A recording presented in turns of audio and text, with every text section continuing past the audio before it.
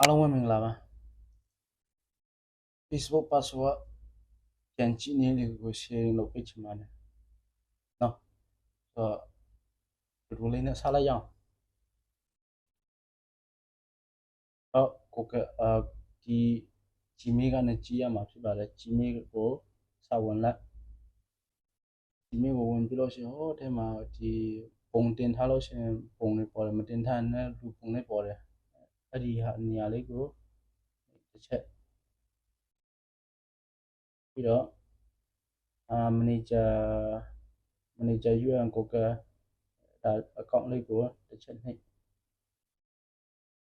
ပြီးတော့ဒီ security privacy ဆိုလာဒါကိုတစ်ချက်နှိပ်ပြီးတော့ဟိုအောက်ဆုံးထိဆွဲပြီးတော့ password manager ကိုတစ်ချက်နှိပ်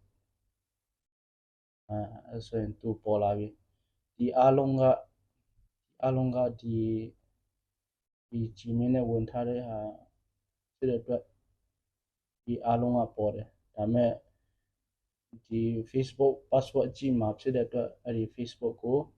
တစ်ချက်နှိပ်မယ်ဒီမှာကဖုန်းက ping ဟိုလက်ပွက်လောက်ထားတယ်ဆိုတော့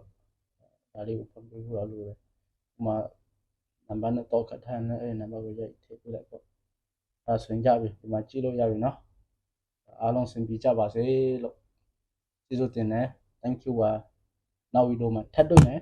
ဟုတ်ပြီနော်